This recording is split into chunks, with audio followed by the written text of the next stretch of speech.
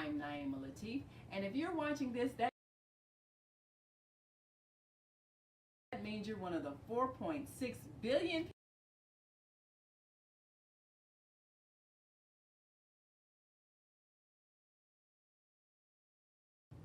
Hi, I'm Naima Latif, and if you're watching this, that means you're one of the 4.6 billion people from around the world who are using an electronic device to talk to people. In these times, people are using the internet to talk to everybody. Friends, neighbors, family members, co-workers. People are on their cell phones and computers all day long. Now, if you're in business, that is great news. That means you can sell your products and services all day long and never have to leave your home. All you need is a media connection, somebody to connect you to an audience. And that's why I'm talking to you today. We produce programs, and our audience members are people who shop. They buy clothes, food, beauty supplies, cleaning supplies, home repair, transportation services, child care services. Whatever you're selling, they need to buy it. We're your media connection. Just follow this link, and tomorrow you can sit back and relax at home while your business is making you money.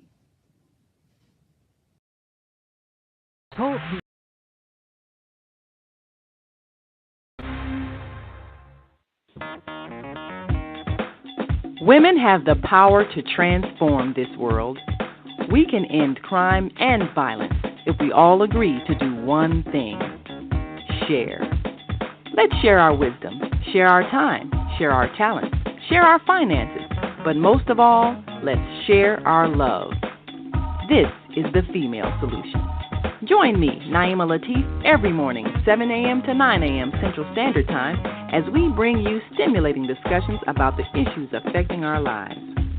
If you're listening online at www.blogtalkradio.com/the-female-solution, press the blue button that says follow and get our daily topics every morning directly to your email and your smartphone.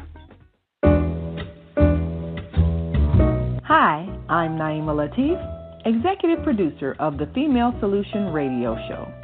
We invite you to call in 515-605-9325 and participate in this daily think tank as we examine the challenges we face and develop solutions that restore peace and harmony.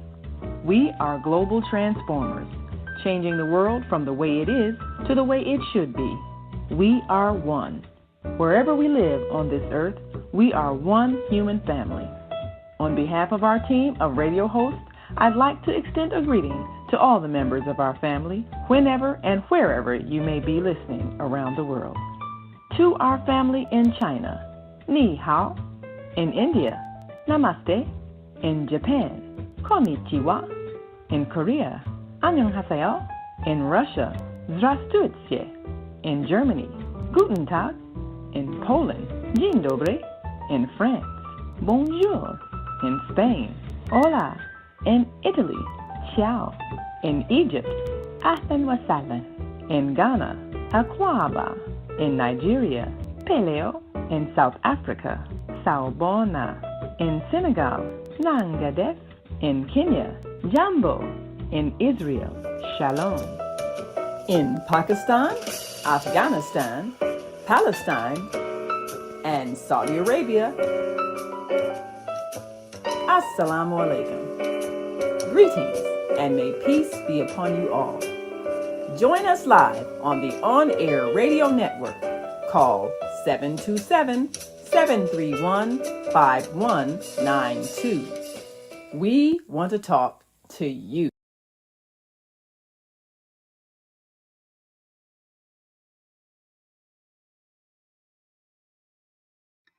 And Grand Rising.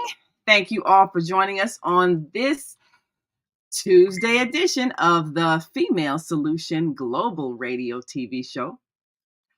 I'm Naima Latif, sitting in for our dear sister Asada. And we are gathering with the Griots. So today We're going to gather with the Griots with Naima. But we're excited because we've got a special guest and we want you to enjoy this conversation. So we invite you to call in because we're going to be talking to Natalie Battles of the Healing Academy. Healing is what we do, and it's so exciting to have someone who is going to take us on a journey so that we understand the power that we have to heal. You can call in 727-731-5192 because we want to talk to you.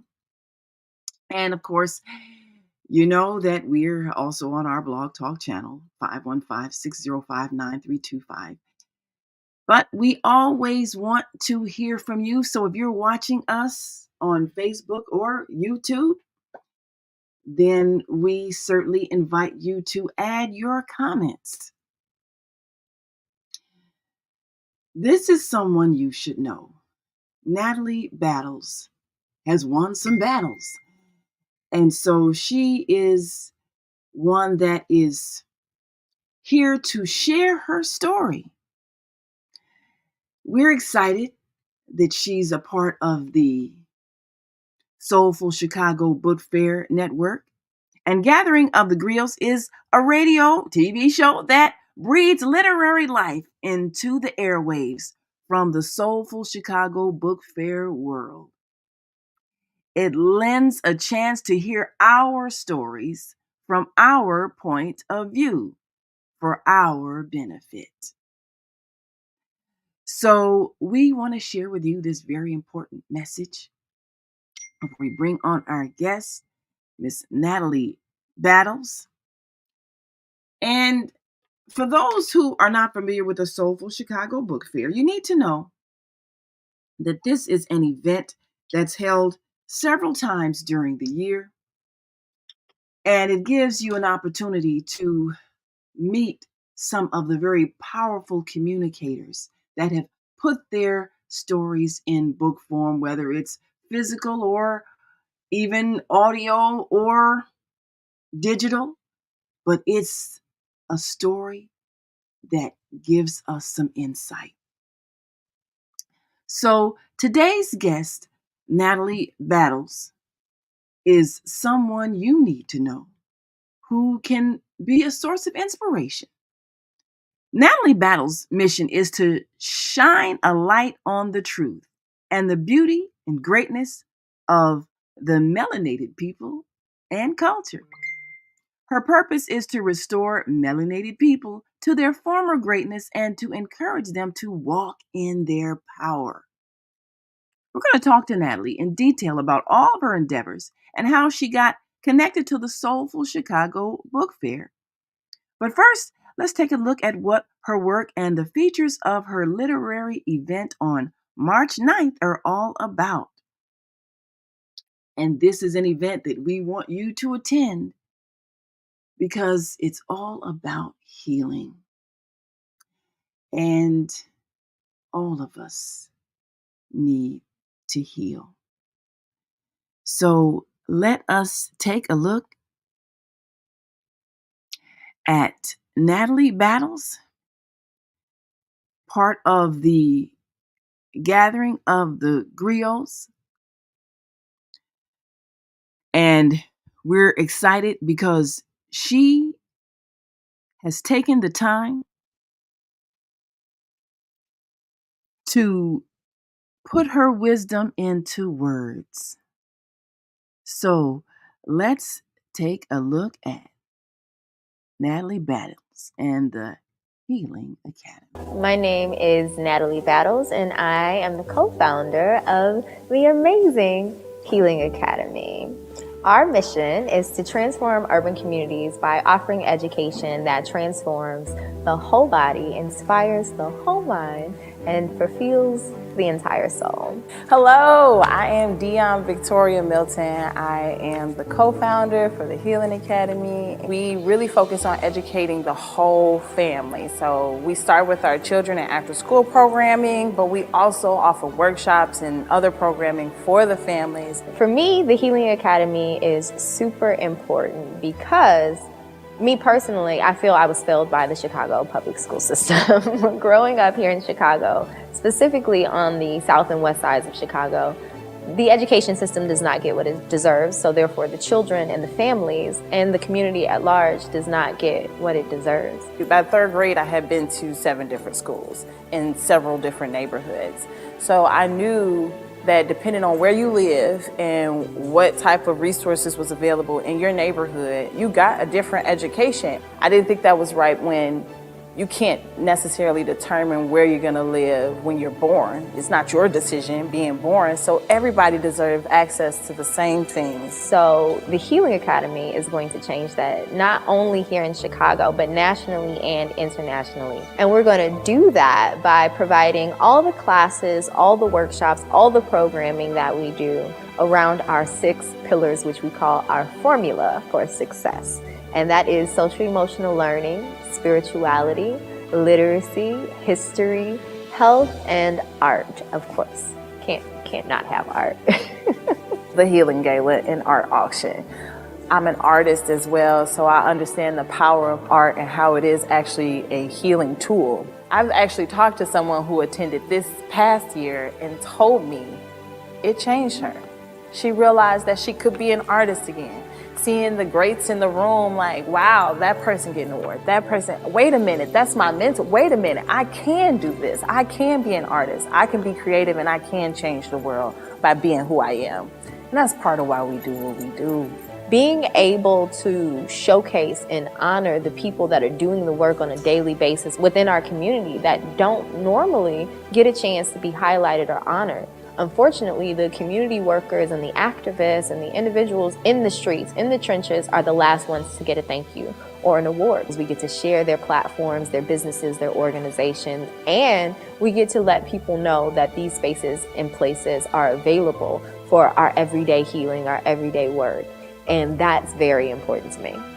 The Healing Academy is going to change the world through education because it changes you from the inside out, through experiences, through family connections. And I'm not just talking about blood family. I'm just talking about being in space together, holding space for each other. That's how we heal. When we create space for one another, when we communicate with ourselves, with our peers, when we work together, when we work in unison for healing, that is the Healing Academy. That is what we stand on.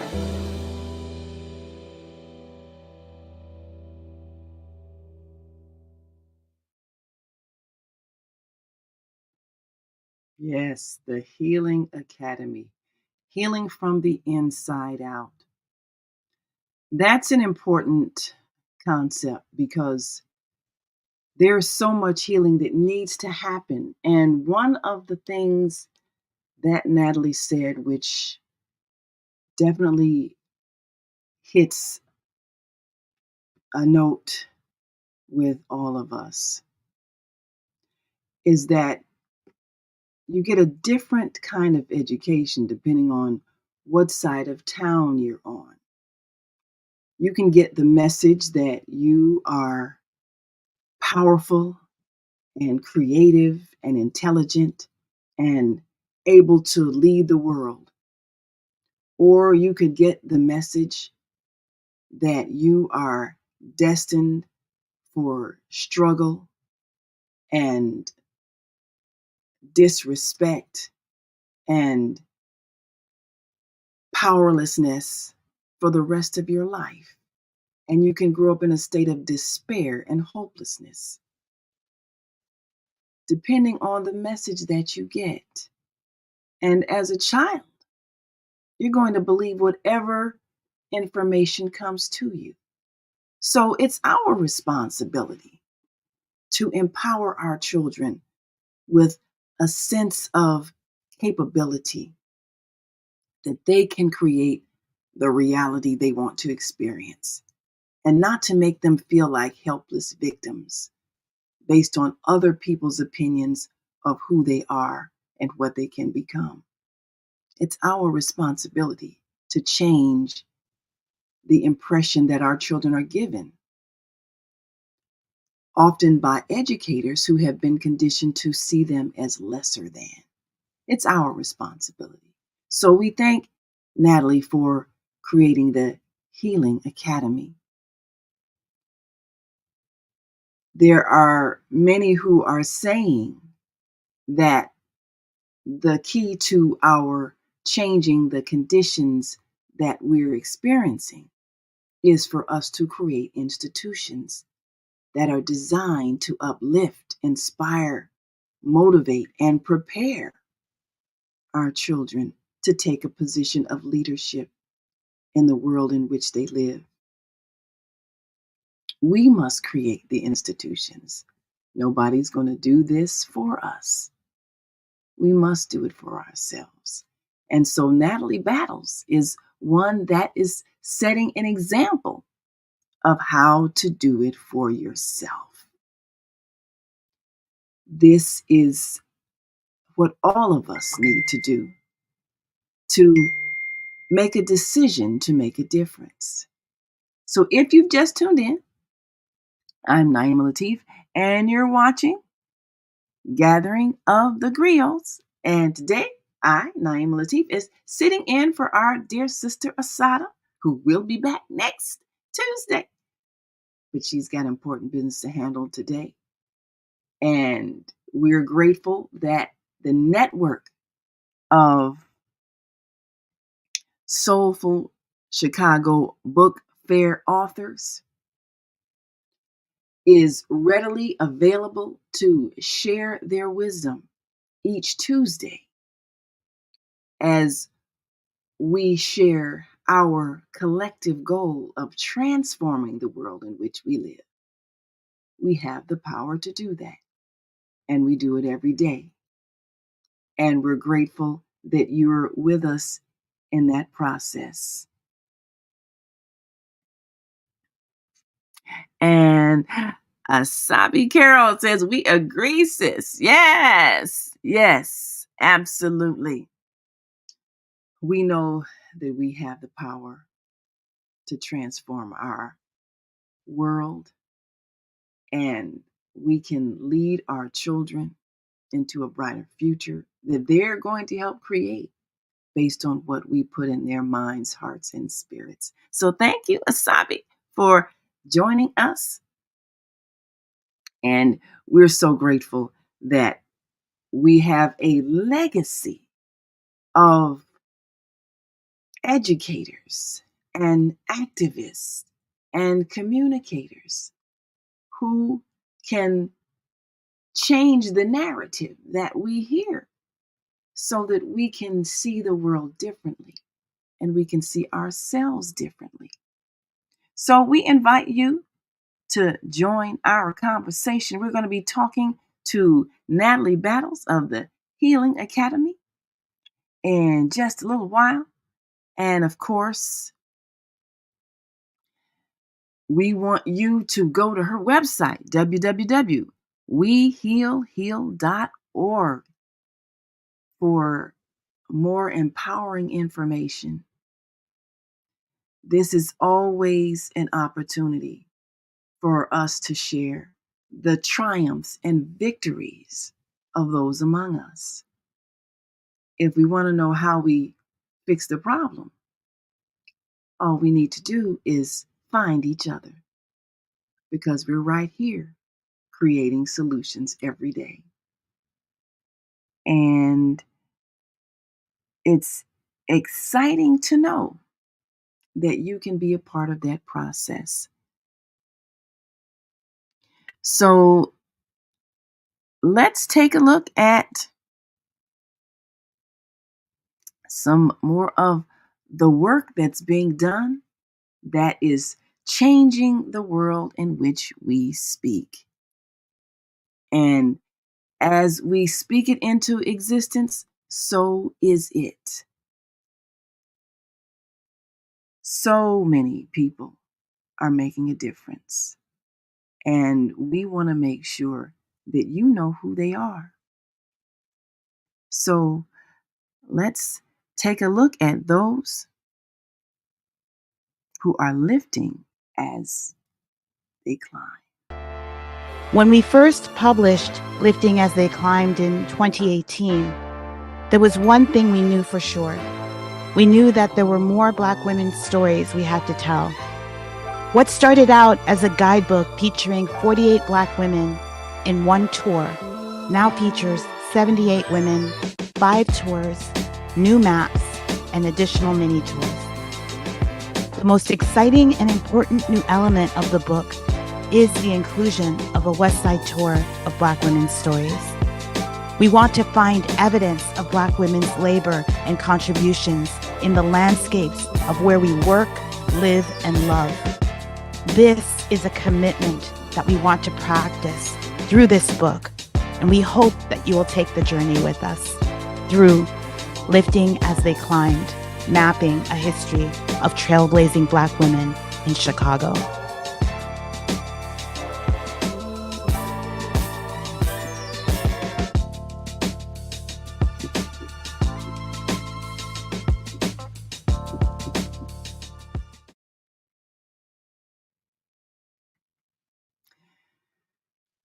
And if you have not yet gone to the website, we want you to go to www.soulfulchicagobookfair.com so you can become acquainted with so many of the authors that are making a difference, such as Natalie Battles, who's got an upcoming event that you need to be there. You need to be there. And again, go to www.weheal.org. And we want you to prepare to think in terms of how you can be a part of the efforts to transform the world in which we live. It's not enough to just not be pleased with things as they are. The energy that we put forth will determine what we receive. And if we can see it, we can be it. If we can see the triumph over adversity, if we can overcome the pain of the past, if we can forgive ourselves for our mistakes, if we can learn from the wisdom of the elders, we can create a new earth. That's why we're here. That's why we're all here. And we're all part of this process of creating change. We want you to be a part of that change as well. And we've got people who are, in fact, adding to this powerful position of creating a new world. And let us take a look at more. And again, we want to remind you of the ongoing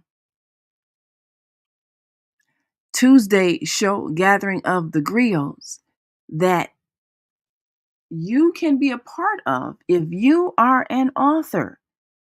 Be a part of this Soulful Chicago Book Fair network so that you can also have an impact. Now let's take a look at someone else you should know. Hello, my name is Pamon Rami, and I'm here to discuss my new book, When Blackness Was Golden, Observations from the Front Line. I was inspired to write this book because I felt it was important to document an era which should be known as the Black Chicago Renaissance. It's also a retrospective of Chicago during the 1950s through the 1980s. A coming-of-age story of a young man growing up in Chicago encapsulated by the body politic of the civil rights movement, the student movement, the black arts movement, black theater, black film, and the movements that they inspired. It also draws attention to some of the people who made major contributions. It's a love story about two teenagers that met in the late 60s, joined together to make a positive impact on the world in which they found themselves. They eventually married, had a family, helped to create a cultural paradigm shift. I hope you'll buy a copy of the book, When Blackness is Golden, and after you read it, I hope you will be motivated to tell your own story. Study our history and always speak up. Define yourself and demand equity for yourself and others, no matter what your career or the direction of your life path takes.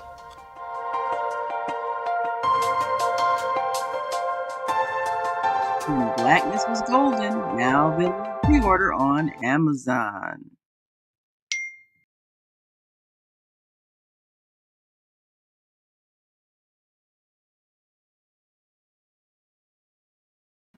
And this is an author that you need to know.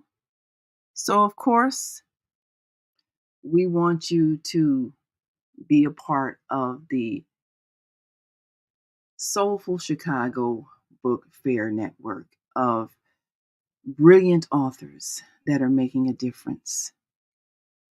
And we've got our dear Mama Joy who says, "Love you, author Rami." Yes, if you know this man, he is a powerful voice and he is an inspirational voice. It's always a benefit when we can share our wisdom. And there are so many that are willing to put their stories in print so that they are a testimony that lives forever. And you are tuned in to Gathering of the Griots. I'm Naima Latif, sitting in for Asada. And our guest is Natalie Battles of the Healing Academy, who will be joining us shortly. And once again, we want to invite you to be a part of the Soulful Chicago Book Fair network if you are an author. And if you're thinking about writing a book, we want you to go to the website because there are opportunities to develop your ideas into a book. You need to create something that can last forever. Knowledge is something that is passed down generation to generation to generation. And you can be one of those whose words live on and on and on. So we're grateful for those who are going to share with us today. And we look for Natalie Battles of the Healing Academy to inspire you. And of course, we want you to go to her website, www.wehealheal.org. Now, to join this conversation, we invite you to call in 727-731-5192 because we want to talk to you. And we appreciate all of you who have joined us on Facebook and YouTube. We're on multiple channels every day. And today you can find us on the Soulful Chicago Book Fair Facebook and YouTube channels, as well as Asada's Facebook and YouTube, the Female Solution Facebook pages. And we want you to share this show on your networks because that's how we spread the knowledge. And that's how we inspire. So if you are considering joining the Soulful Chicago Book Fair Network, then we want you to go to the website and feel free to contact Asada, the wonderful creator of this magnificent group of people who are making a difference. And if you are aware of the Soulful Chicago Book Fair, then you need to be there. There is an upcoming event, and we certainly do want you to be a part of it. Fair comes the Soulful Book Fair Foundation. The Soulful Book Fair Foundation provides programming, training, and literary opportunities for Black-themed writers and their readers, while increasing exposure and access to culturally relevant literature in Black communities. The Soulful Book Fair Foundation is built on 4 pillars. Enhance the Black literary marketplace, bolster training and marketing for Black writers, archive Black stories and literary experiences, and foster writing and telling of stories through Black youth. Our signature book fairs have showcased over 350 authors. Still, there are not enough opportunities for Black writers to promote their work. The Soulful Book Fair Foundation helps to enhance the Black literary marketplace and provide avenues for authors to gain exposure and sell their books.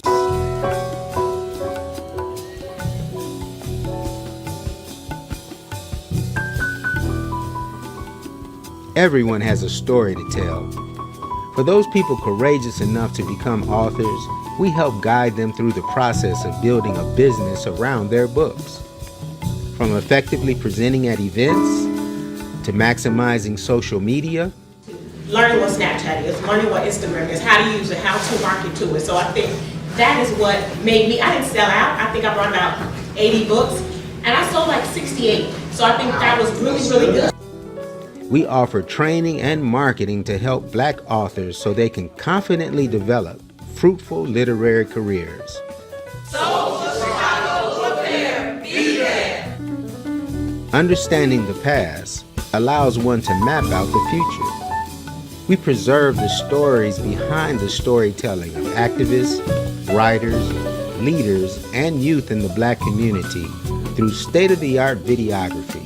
Produced by the media partner of the Soulful Book Fair Foundation, OM Productions International. We transform history into our story. I purchased my first property at 19 years old, and I have done more than 20 deals since then. I can teach you too.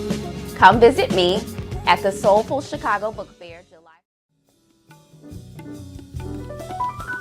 Myth. Children today do not read and write as much as we did in the past. Children today actually read and write more than we used to, because they post and text as their primary form of communication. The Soulful Book Fair Foundation creates opportunities for young people to share their stories through special workshops. So in our African tradition, when you have special programs like this, you usually or always begin it with a libation. Before Archie Denmark BC, he was recruiting enslaved Africans for 5 years in Charleston, South Carolina, to take over that city. Hey, Black child, be what you can be. Learn what you must learn. Do what you can do. And tomorrow, your nation will be where you want it to be.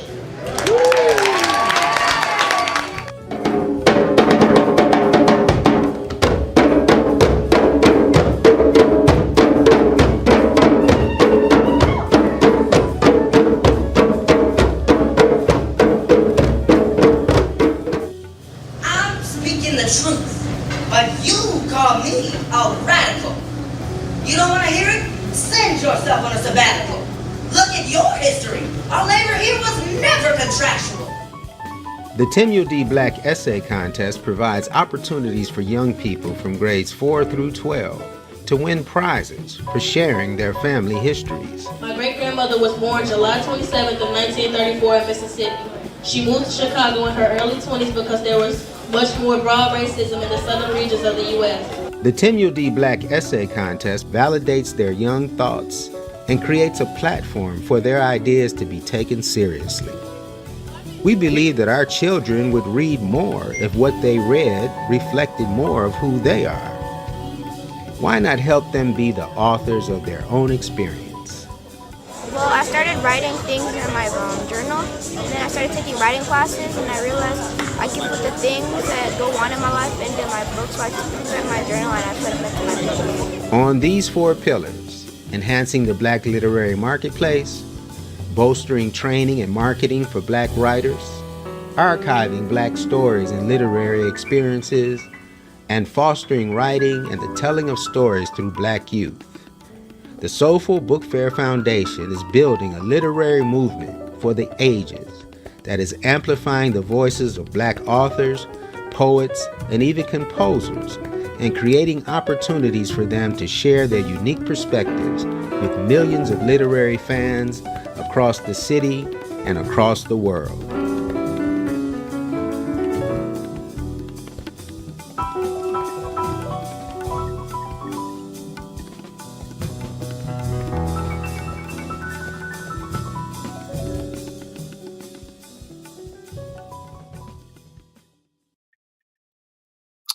Wow. Yes, that is the Soulful Chicago Book Fair Foundation, and you need to be a part of it if you're an author. We've got some callers on the line, and so let's go to our phone lines. We've got Mama Joy, Grand Rising. Thank you for joining us today. Well, Grand Rising, I tell you, that Miss Asada is amazing. Yes, she is. Yes, she is.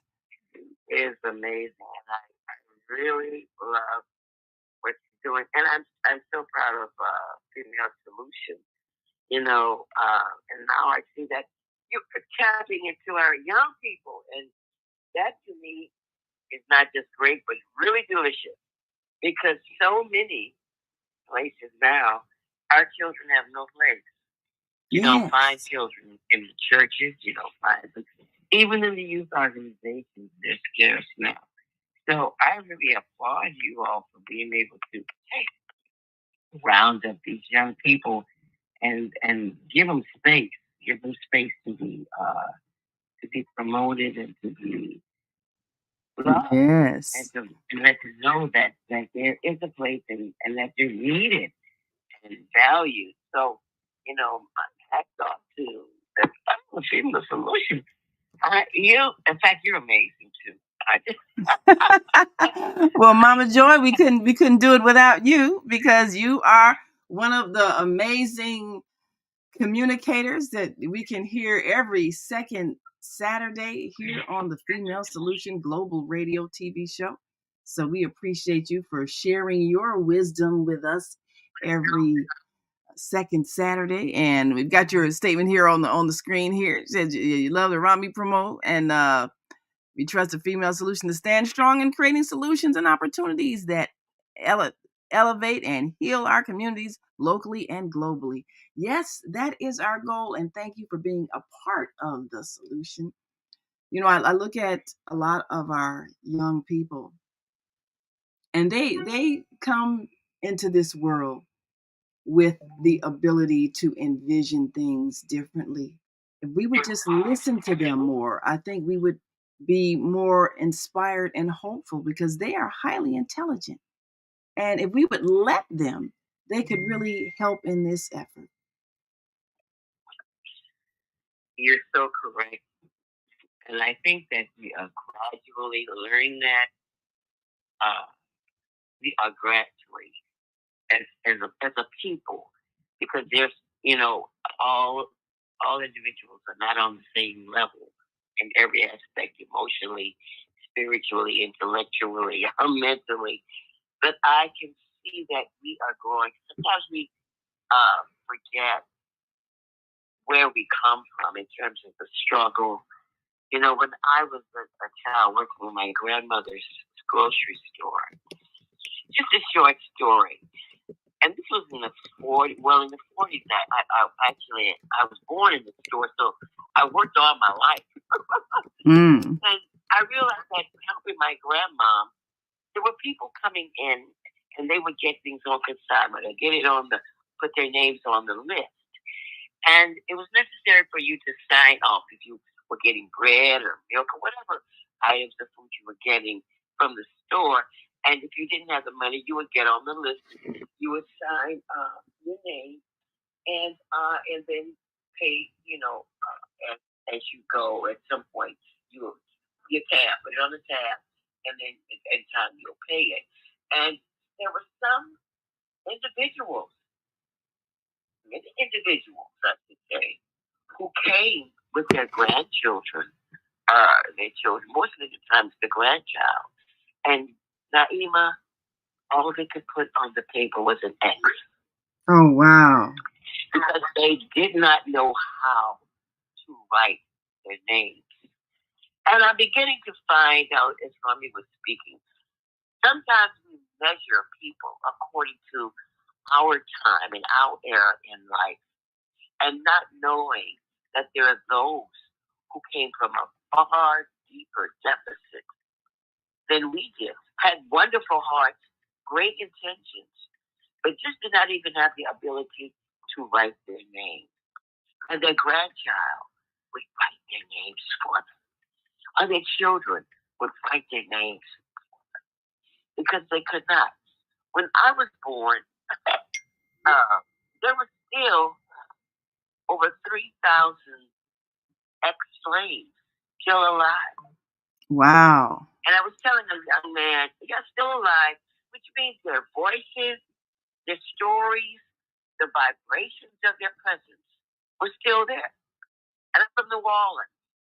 New Orleans was like the slave capital of the United States. Wow. So I didn't even realize until I came to Chicago that I was born in a servant's quarter.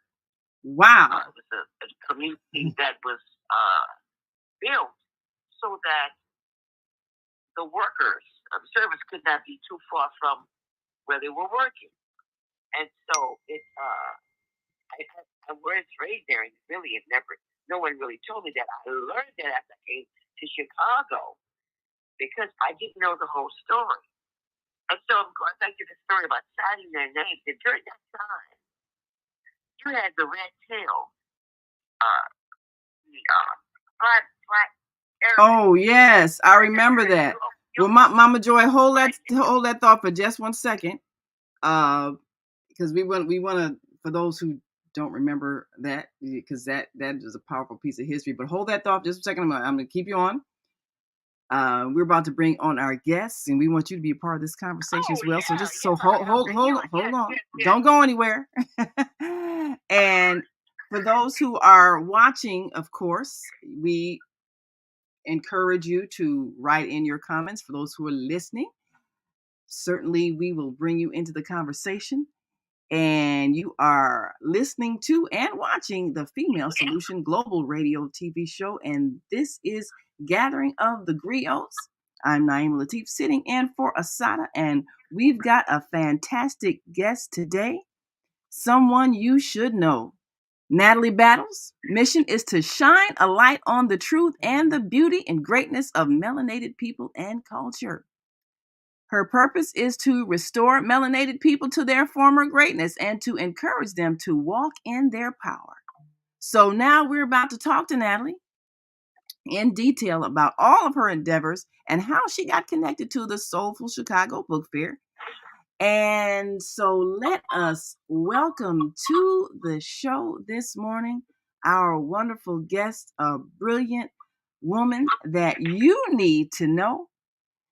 And you need to make sure you come to her upcoming event because we're most certainly excited to hear more about it. Welcome to Gathering of the Griots, Natalie Battles.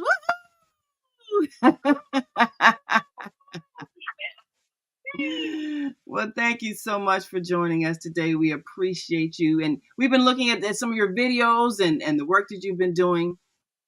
And we're excited because our focus is always bringing people who are bringing solutions. So how did you get involved with the Soulful Chicago Book Fair?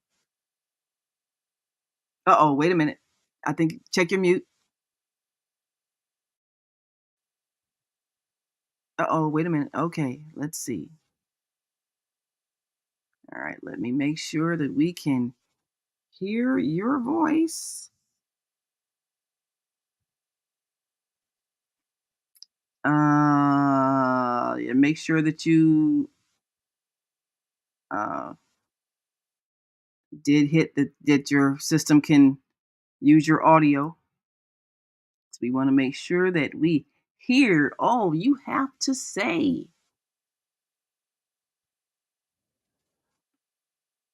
Now let's see. Yes, and while we're working on audio, we want to make sure that you all are ready to attend the upcoming event that is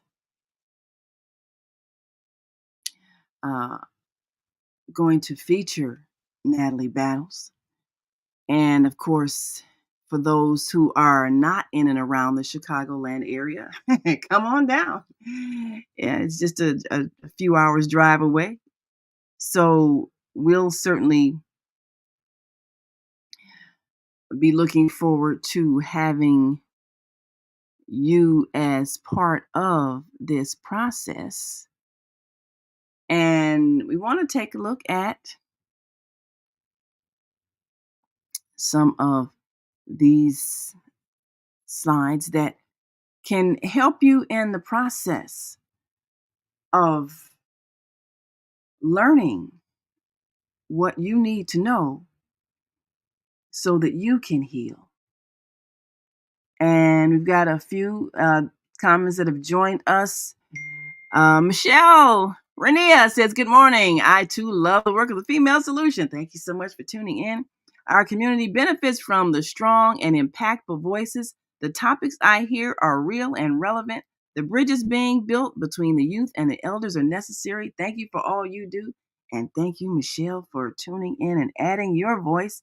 And Michelle says, the Soulful Chicago Book Fair and Gathering of the Griots is important to the continuation of the literature and literary and to promote the historical and temporary stories of Black people. Yes, we must.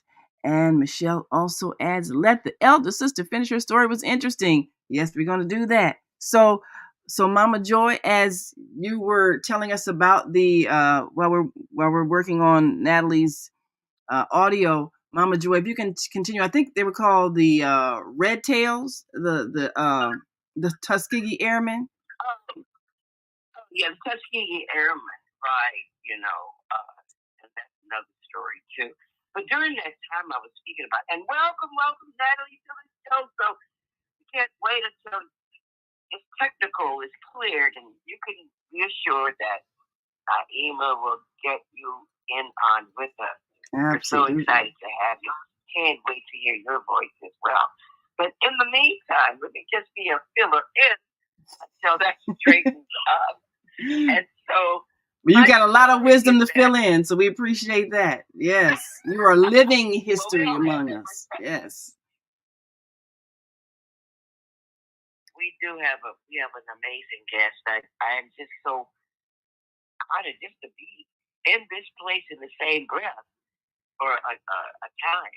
Yes. Yeah, during the 40s, we don't realize that for the Tuskegee Airmen, whose story was really attempted to be buried, because they were the first Top Gun in the Air Force.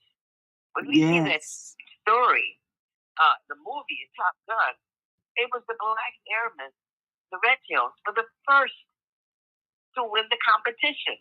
Mm-hmm. And they found the trophy. They denied the picture until one of the airmen found his picture, bless his heart. And the trophy was found by a cleaning woman. somewhere in the basement, in the base, in the Air Force base. So she found it. She says, "This is unbelievable."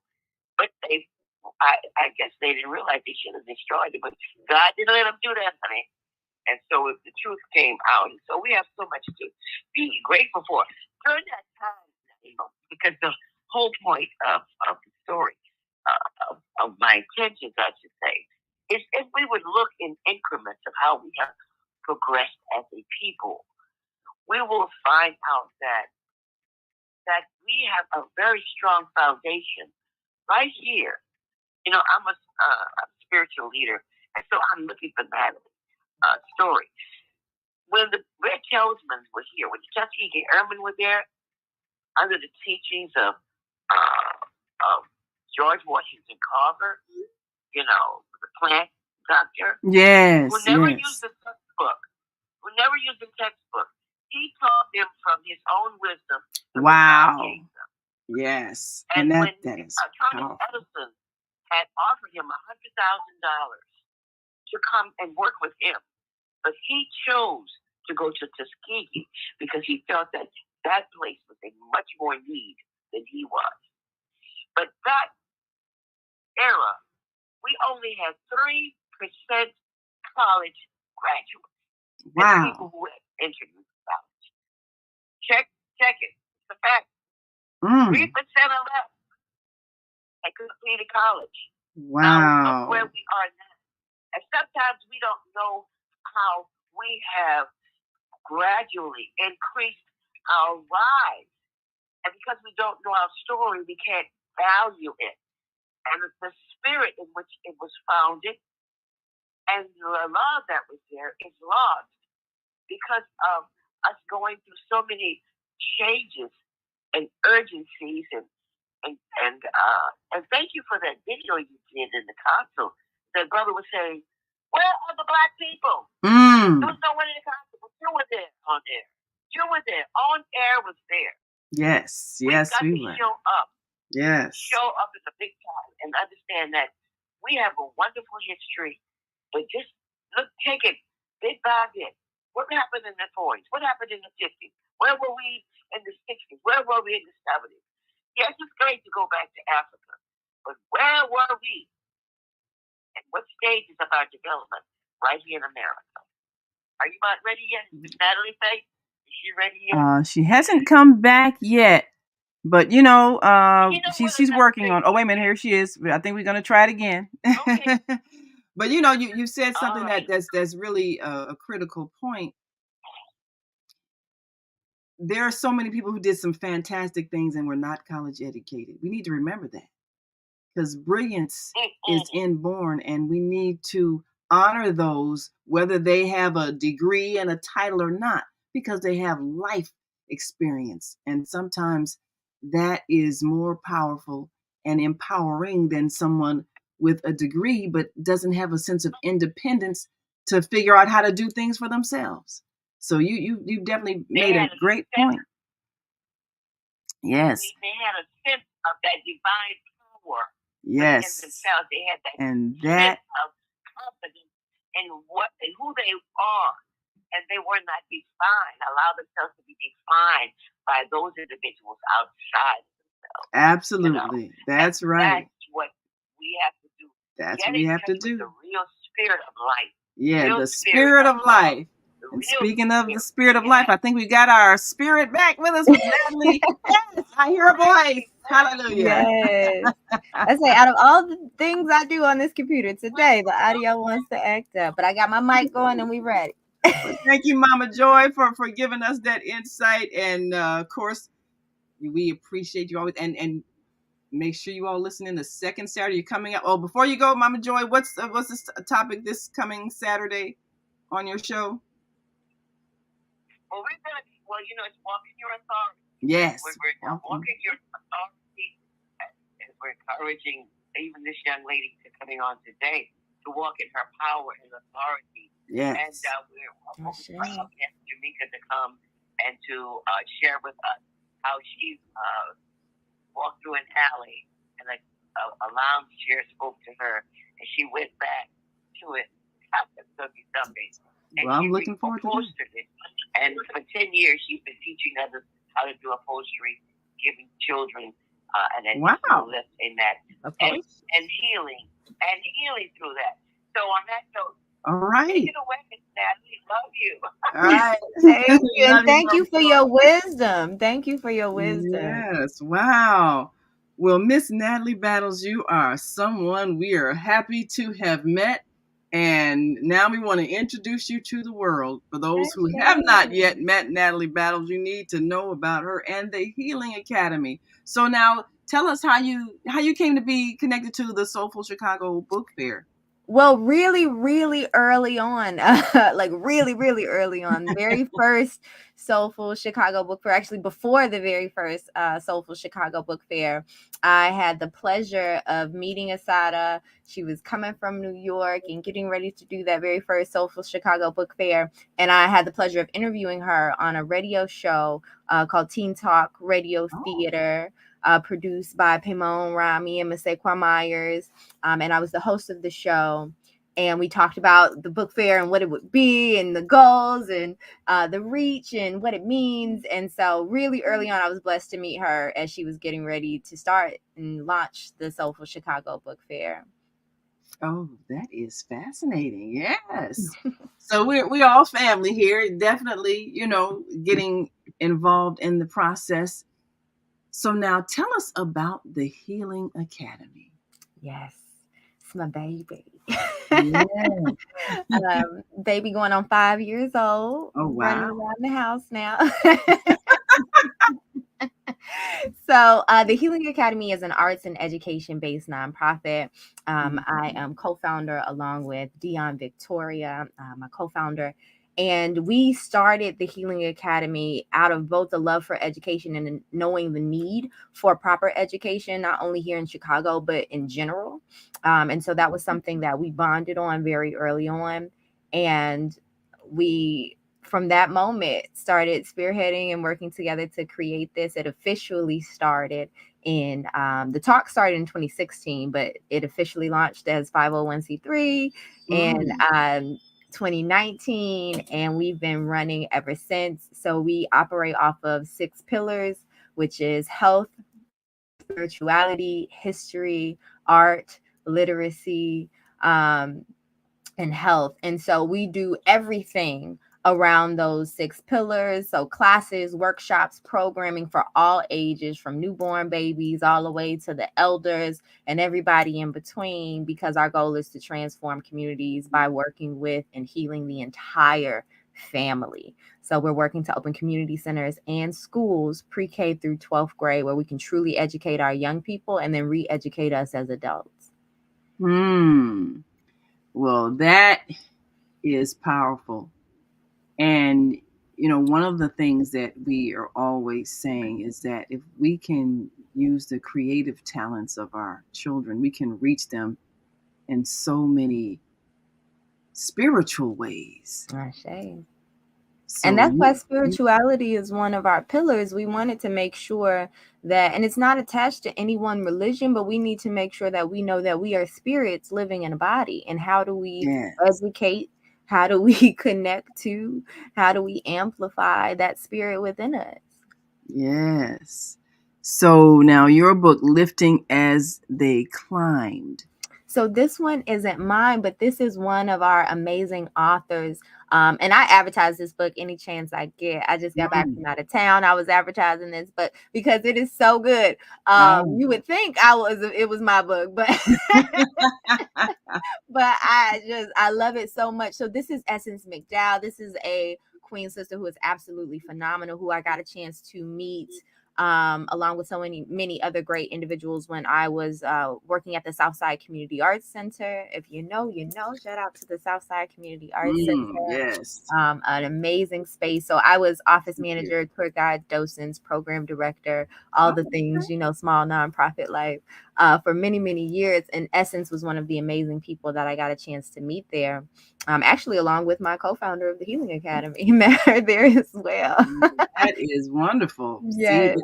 See, like spirits attract each other. So we cross paths because we're all on the same path, which is for the enlightenment of humanity, and certainly for the healing of those who have been injured by unloving behavior and treatment.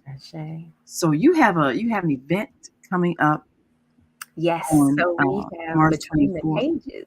Yes. Yes. And so Essence is one of our authors. So Between the Pages is a literary discussion, an emerging experience where we're partnering with several organizations and people. So of course, Soulful Chicago Book Fair, as you can see. But also we're partnering with Chicago Park District. We'll be at Mandrake Park on 38th in Cottage Grove. We're also partnering with Chicago Police Department. So both the CPDs.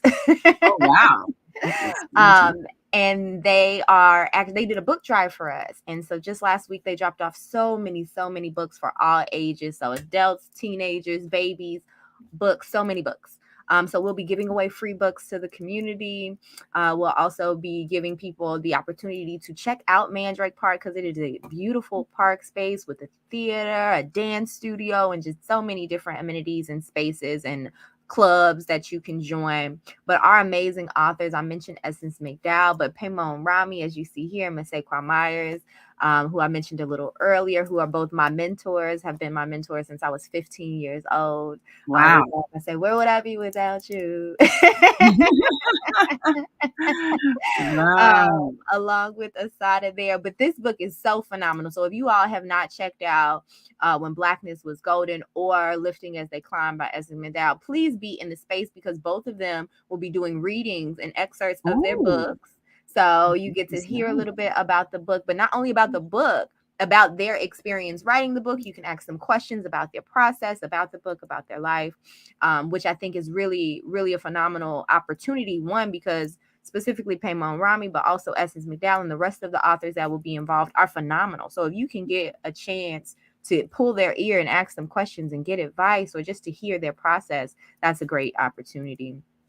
This check that you all see, though, I know everybody like, hold on, why is this check here on this check? So this check, the Healing Academy, actually just recently, just a few weeks ago, was very new, was honored by the city of Chicago and Mayor Brandon Johnson with the inaugural. So this is the first ever time this grant and this award has been given to any organization. But it was given to us, and we are so blessed to be chosen and to be honored. And we were highlighted at the Black History Month dinner. So the mayor was there, all the alder people, senators, and it was a really great space. And we were completely surprised. We had no idea this was happening.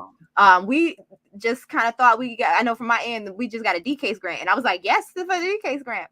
And that we were just invited to this dinner, but actually the dinner was to present us with this huge check and this huge honor an award. And so we were really, really blessed for the healing work and the community work that we do, which just, of course, motivated us even more to keep going. And it's just the beginning. But we are so thankful to the city of Chicago and Mayor Brandon Johnson. Also, Rage Inglewood nominated us for this grant and award. So shout out to Rage for considering us and thinking of us and seeing the work that we do, because we see the work that they do for sure. And so really appreciate it. And we were selected out of many organizations to receive this award. Wow. Well, congratulations. And for those who are listening, we have on the screen a check for $10,000 to the Healing Academy. And it's a cultural grant presented during Black History Month. So there you go. It's sometimes you think people aren't watching, but they are. And they do see and they do appreciate. And every now and then we experience some appreciation in a way that is very helpful. Very helpful. Yes. We're going to take a quick break. And when we come back, we'll talk more about some of the work that you're doing with the Healing Academy that earned you that gift and some of the upcoming things that you plan to do. So we'll be right back. And if you're listening online and want to join this conversation, give us a call. You can call us at 727-731-5192. We also have got some callers on our Blog Talk radio channel at 515-605-9325. And of course, you can press 1 when you're ready to speak. And we're going to come right back. And Michelle, wanted to make a comment about Mama Joy. She said, Mama Joy, did you have the opportunity to hear the stories over the 3,000 ex-slaves you mentioned? Oh, have they been written anywhere that you know about? You know what? I would check Congress, actually. I was just watching a documentary on Reconstruction, and Congress had several opportunities where they interviewed former slaves when they were slaves, and then afterwards during the Reconstruction era on the terrors they were experiencing in the South. So Congress may have a lot of testimonies, firsthand accounts. I mean, you almost can't even imagine, but you sort of can, because there are places where the behavior, the treatment is almost as oppressive. But we'll be right back to talk about healing from so much of what we have experienced so that we can create a healthy, nurturing environment that our children can grow from and create. We'll be right back after this quick break, so we want you to stick and stay. Don't stray away as we bring on a message from our elders from the Soulful Chicago Book Fair.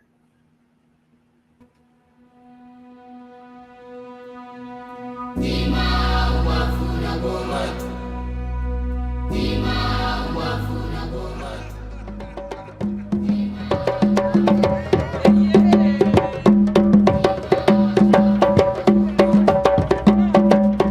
Anase went back to the village with the golden box. He set the golden box and gathered the children as you are gathered now. He opened that box and stories just rushed out of the box. This is why we are here, because of these people right here. Give it up for the young people today, baby. Give it up better than that, adults. Tell us adults that can't. Hi, I'm Lauren Cress Love. I'm the sister of the late Dr. Francis Cress Welsing, author of the ISIS Papers and the Cress Theory on Color Confrontation.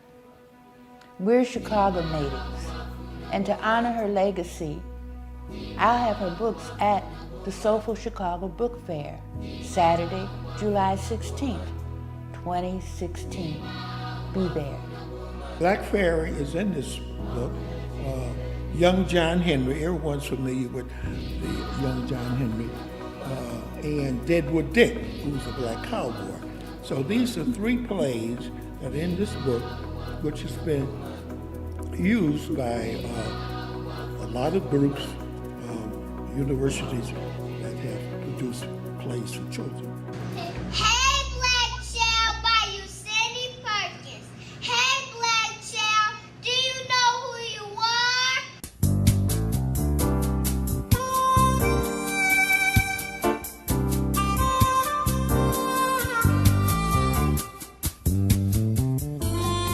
Hi, I'm Joyce Clark. I'm 92 years old, and I have written books for black girls so that they know how important they are and they learn the mystery to their history. I'm going to be at the Soulful Chicago Book Fair, and I want to see you there. Saturday, August 3rd, 2019.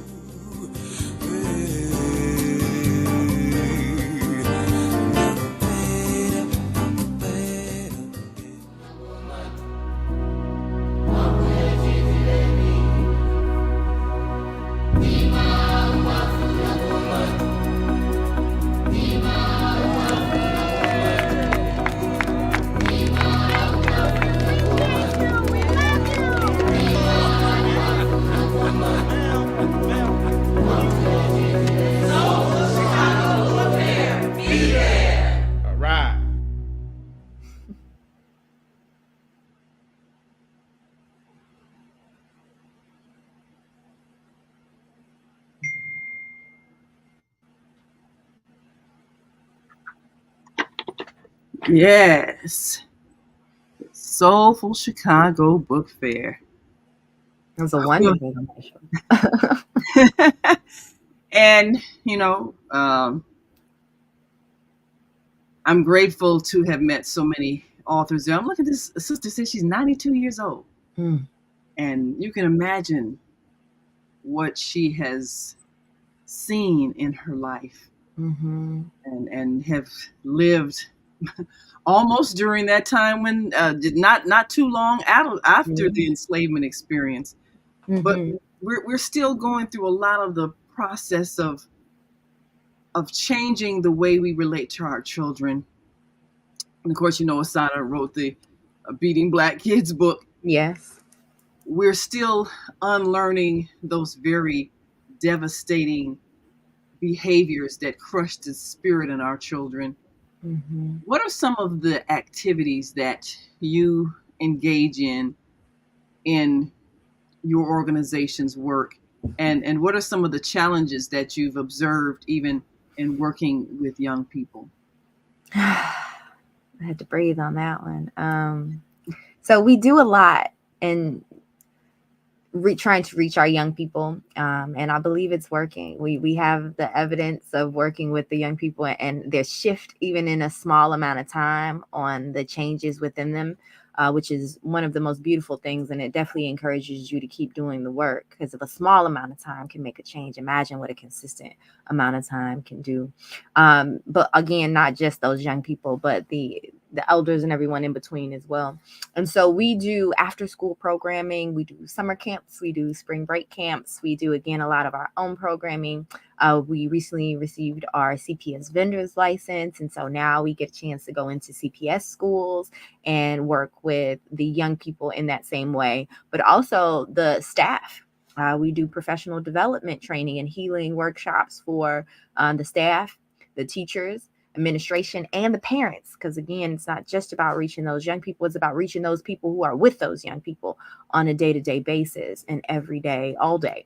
But we do a social emotional learning workshop. I'll speak to the one that I do in particular. It's called The Feeling of Art.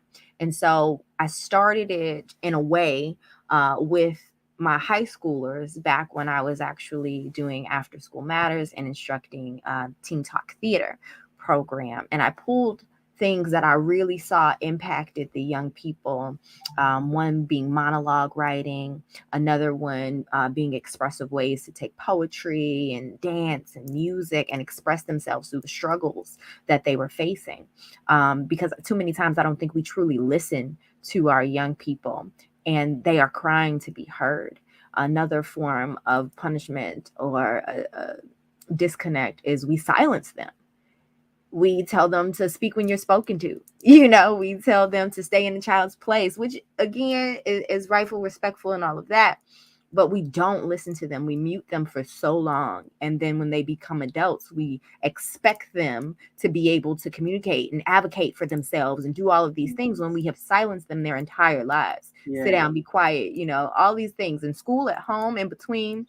We silence them. So to give them an opportunity to express themselves in a way that they choose. So we go through dance again, we go through poetry, if it's rapping, if it's singing, if it's acting, even if their art form isn't presenting those things, but organizing those things. So I allow them the opportunity to be the sound engineer. So maybe it's creating a playlist of music that supports the performances that the other children are doing or teenagers are doing. Maybe it's being the director of the show. So I would take a back seat and I teach them the ways to do it and just step in when they need guidance. But I allow them to direct the show. What should go before what and why? Does that tell a story? Does the pieces lead in together? So giving them tools to express themselves through different forms of art, whether it's performing or organizing those performances in a way or supporting those performances in a way. And it really allows them the opportunity, one, to again express themselves, which is something that our young people are lacking, to ask questions, to take leadership, which we always say that about our young people, right? They need leaderships. They need to step up. But are we giving them the opportunity to learn what that looks like? Yeah. Right? Because they will if you teach them, if you give them the opportunity to do so.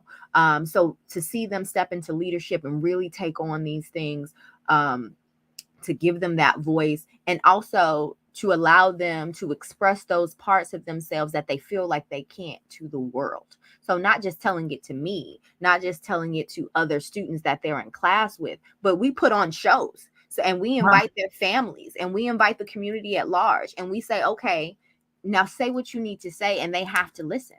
And then we not only perform those, it's needed. It's needed. So if it's something you felt you couldn't say to your mother, at home and you put it in this poem, she has to listen now, Ooh, and then yes. having those conversations afterwards. So we're not just performing. Let's talk about it after the Yeah, what you heard, yes. now, how can we address these problems that our babies are going through? Because they just showed you and told you in many forms what's going on with them. Now, how can we address this as adults in their lives? How can we step up for them? And so I think that's healing for young people in so many ways. They feel seen, they feel accomplished, Yeah, and that is so critical. And Michelle says, kudos to you, Natalie Battles, for your amazing work. Yes, I echo that sentiment. Thank you. Somebody's got to give our children a voice. I know that, during the times that I spent in the classroom with students, sometimes the frustrations they're going through, I'm thinking, how are you able to come to school and act like everything is normal and you're going through all this turmoil in your household that we have no idea about? Some of them are hungry. Some of them are not only out going the through house, it at home, all kinds of, it's on the streets. They have to head and dodge to get to school. Like, it's so many things that with working with these young people, specifically in the monologue writings, and they laugh, my students, they like, oh, Miss Natalie gonna get you. She gonna make you cry. Because I'm not gonna allow you to write about fluff. I'm not gonna allow you to be like, oh, my boyfriend, oh, my girlfriend, we so happy. No, tell me the real. What are you experiencing? And that's that social emotional learning part. Even adults, because again, it's about teaching these babies for real, but also re-educating us. It's easy to just go, oh, everything's fine. But is it? But it's not. When we say, how you doing? Oh, I'm okay, everything good. No, it's not. You just was stressed out in the car before you walked in here. Like, are we checking in on our feelings? Are we acknowledging them? Do we know what these feelings mean? And how do we accurately express these feelings without attacking others, right? And so that's the social emotional learning part. We're creating these pieces and we're going through these. But not only do I do it with the middle schoolers, the high schoolers, I do it with the babies. I did one, I think it was like 3 to maybe 10.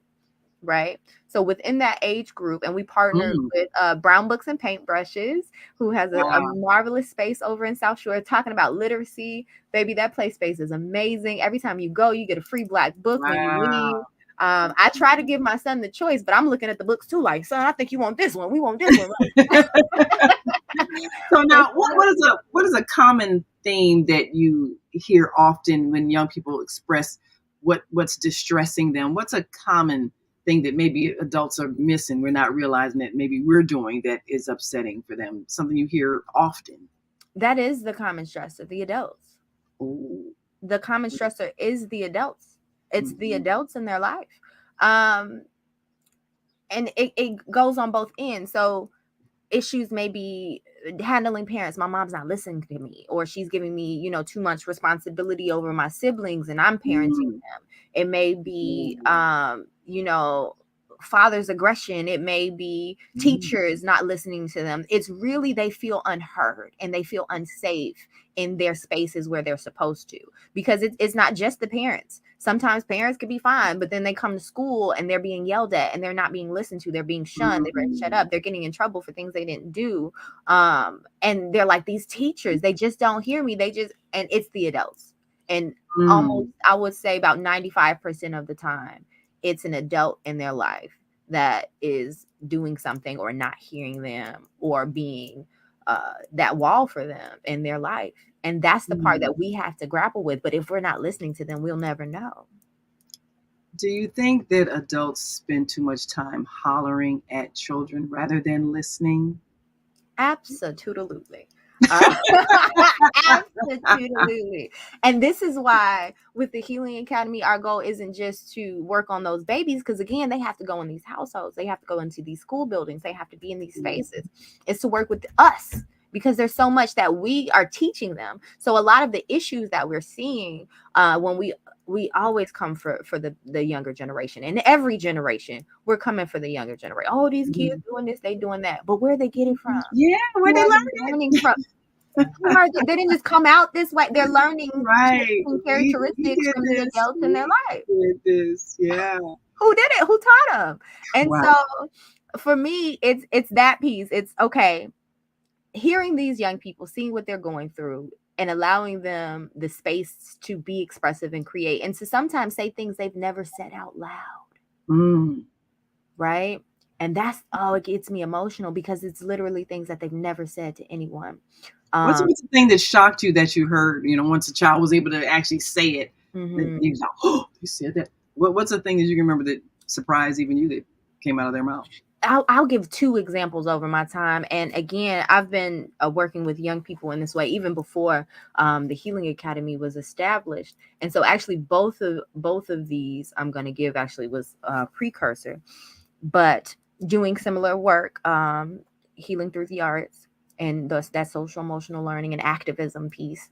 And one young lady broke my heart, was sexually assaulted. And she had never told anyone, but she felt comfortable enough in the space that we created, myself as well as her other students that were working with me at the time, to share it through the monologue exercise that I had them do. And there was so many pieces, profound monologue, profound, really amazing work on one end, but on the other end, how healing does that have to be for you to say the words out loud that you couldn't even tell your parents, you've never told your mother, all of these things. Oh, wow. And the value of creating those spaces, because it's like, now what can we do? What are next steps? How can we get you to the point where you can share this with your family? Is the threat still there? Now it's like, let's work through this so you don't have to suffer alone. And the other part of that is, now that she's expressed it, it's a weight off her heart. And those exercises led me to do healing through acting, which is another workshop that we do through the Healing Academy, and also my company, which is Melanated in America. And so we do healing through acting, which breaks down and you learn some skill in monologue writing and acting. But the true point of it is specifically that exercise to create a space within the attendees of that workshop, but also within yourself, to be real about what you're going through and what you're experiencing and express that. But for the other people listening, that's healing also, because we suffer in silos. And that's the problem. We go through these traumatic situations and we take it upon ourselves and we strap down in it and we feel like we can't say anything. We're the only person who's ever experienced this. We're the only person that's going through this. What would it look like? And when we get the opportunity to open up and share and understand that people will understand and be there for you, and that it's not our fault, the people who are listening are healing, because most of the time they've gone through something similar and has never said it out loud. And then you get that space to actually say what needs to be said. And then next steps and healing can happen after you say it out loud. Healing can't happen if you're holding it in. You have to say it out loud. So that healing through acting component is a huge, huge, huge part of it. And another incident, it was a young male, and it was again the adults. Both of these cases were the adults in their lives. A young man would come every day. He would be on time. His sister was also on the program. It was a great experience for him, and he loved it. But one day he came very, very late, like almost mid-program. But his sister was there on time.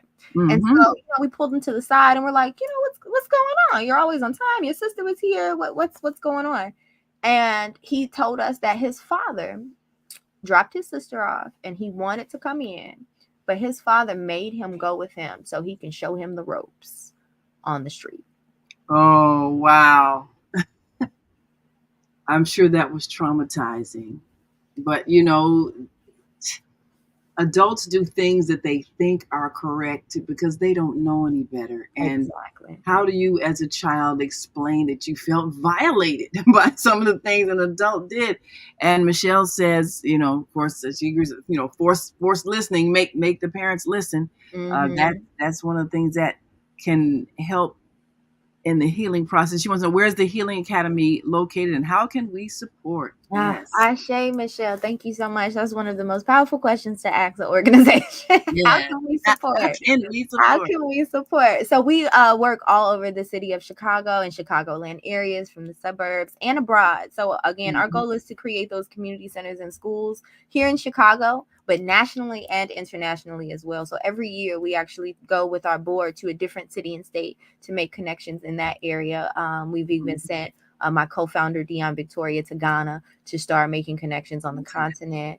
Um, That is great. and so we're really trying to make sure that when we start these schools, we're going to, of course, start here. We're looking on the south or west side of Chicago, that we expand and that we continue to expand. So we're creating our own school system to negate, I won't even call it a school system, whatever we have now, because it's not truly educating us. It's not preparing our babies for life. And again, we have to think about it this way. If you continue to give, I'm going to just be real, the enemy your child, you can't be surprised at the results. It's been decades. It's been centuries Absolutely. that we Why have are been we doing doing this. this? And it's not yielding the results we need. So it's up to us to make sure that we create these type of spaces.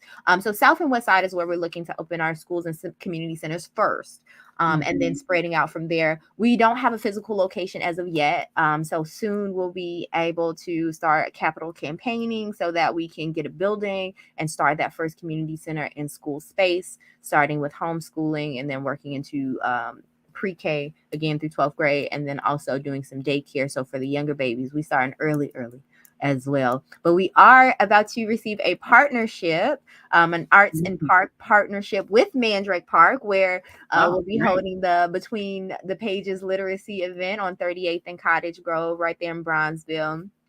Which is fitting because that's kind of where it all started for us, over again at the Southside Community Arts Center. Yes.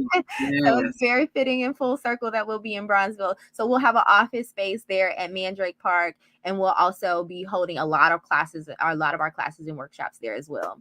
As far as support, so many different ways you can support. Again, we do classes and workshops and programming all through the year, most of which are absolutely free. So attend, share with people who need the workshops, the healing through acting. I also teach a healing through movement, and then so many other programs, classes, and workshops that we do that you can attend. That's one way to support. Another way to support, of course, is volunteering. So we love to partner with other organizations. Our list of partners is long, y'all. We know we're not the only people doing the work. So let's amplify you. We do a culture of healing fair every year where the whole point is to bring out other nonprofits, other for-profits that are working in the healing and education spaces so that people can know what's available to them. And we do it in a different area of Chicago every year. We've done Inglewood, we've done South Shore. Last year we did Austin, so we went over to the West Side. This year we're looking at Far South over in the Roseland area so that you know what's in your community. So if you're a nonprofit organization and you want to partner and put on an event, that's a way that you can support and that we can help support you. If you want to be a volunteer, we also work with Talking Trash Community Cleanup Initiative, where we do cleanups around the city. We're a huge partner with them. So we help people clean up their communities. We help educate people about litter. So you can help with that. You can help with the Culture of Healing Fair. We do a gala and art auction every year. Wow, that is great. Which is amazing. This will be our 4th year doing the gala and art auction. And it's so much fun. It's such a healing, just communicative, beautiful experience with artists and educators and healers all in one space. We also give awards to people in our 6 pillars. So again, literacy, spirituality, history, art, health. We award people who are doing the work in all of those areas. So it's really a hub for all things that we need to heal and flourish. So you can buy a ticket to the gala. That's our annual fundraiser. There's so many ways that you can help. Of course, monetarily, if you have it, you can definitely donate. That helps do the free classes and workshops. Yes. But again, if you don't have it monetarily, we take your time and experience. We're looking to expand our team into grant writing. So if you know anyone or if you have grant writing skills, so again, we can get the funding to continue to do this, get that building and start the actual community centers and schools. That's ideal so that we can really expand and do the work on a greater level. So those are all ways that you can support. We Heal is how you can support, and where you can find everything is there at the bottom. We heal. Our slogan is we heal because we heal for real. Like, we're not playing. We heal. www.wehealheal.org. Yes. Go to the website. And, there are a lot of, I guess during the pandemic, a lot of programs that had been in person went online, which helped them to continue.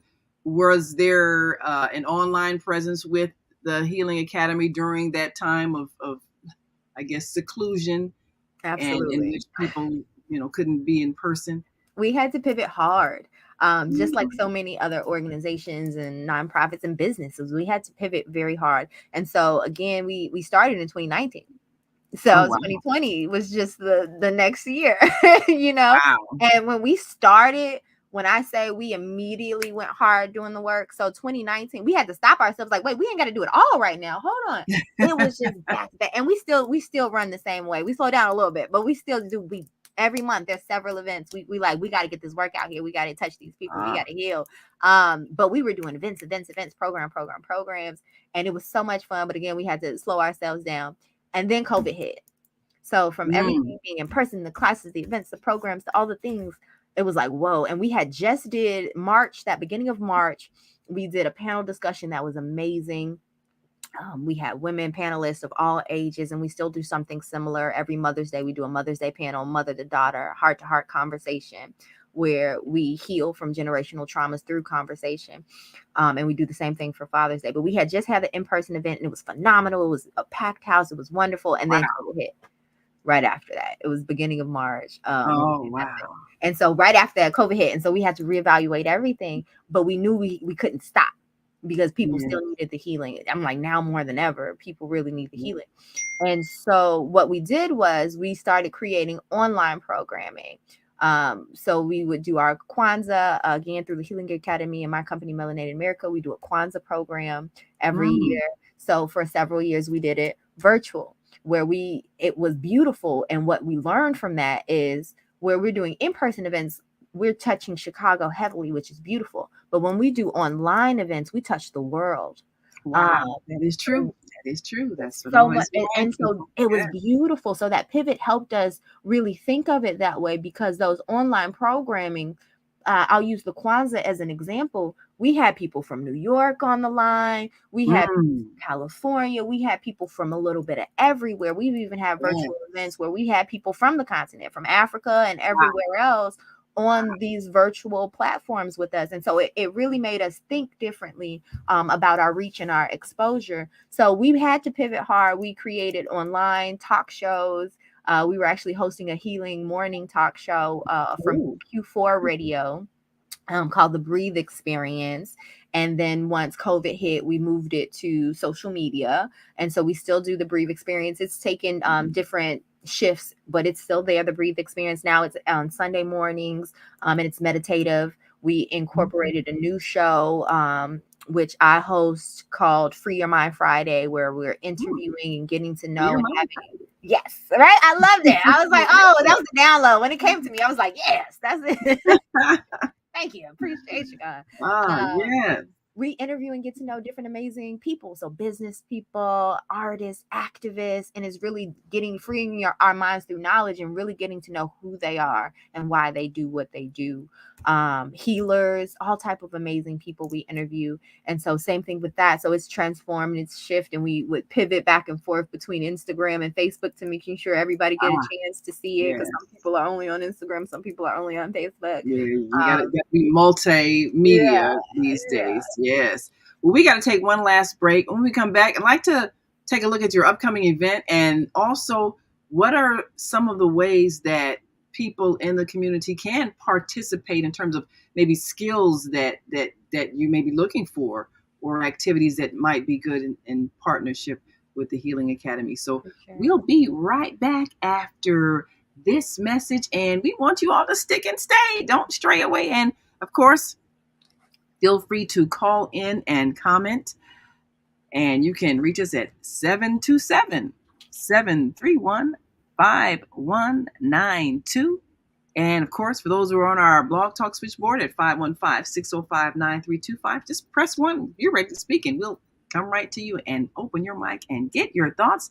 We're talking to Natalie Battles of the Healing Academy, and we'll be right back. So stay with us.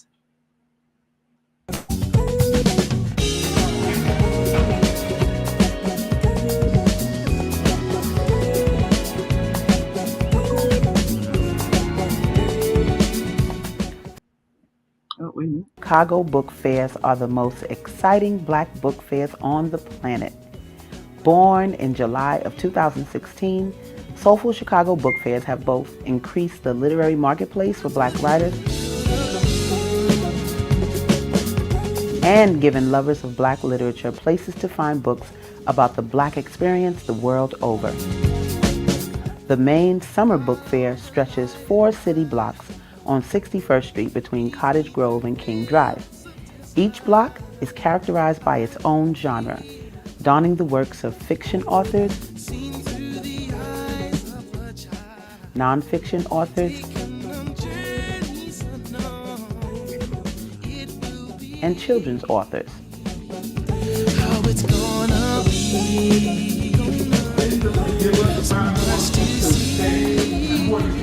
The day begins with a procession of elders atop a float, demonstrating the book fair's honoring of community elders.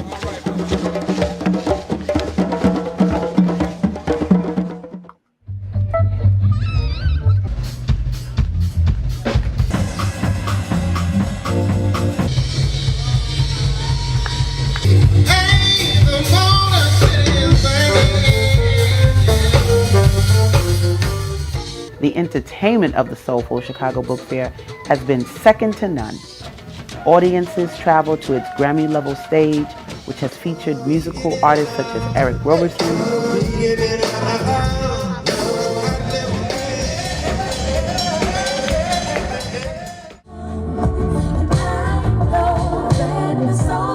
King,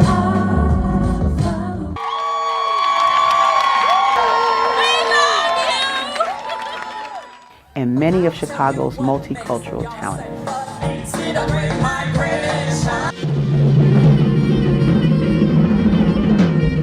The book fair's community stage sits equidistant from either end and showcases puppet shows, open mic sessions, and author talks for festival goers to enjoy. That bought homes or provide an economic foundation. Aspiring authors have enjoyed the Soulful Chicago Book Fair's lineup of helpful workshops on publishing, writing for children, and legalities of the publishing industry and more. From its exhibitors to its entertainment,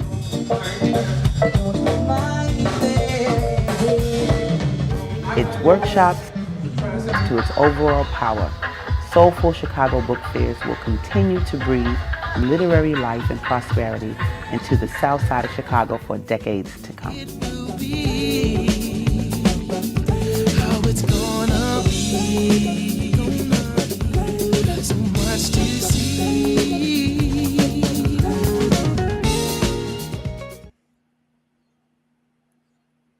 Yes.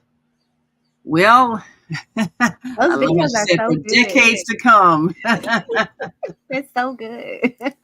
Yes.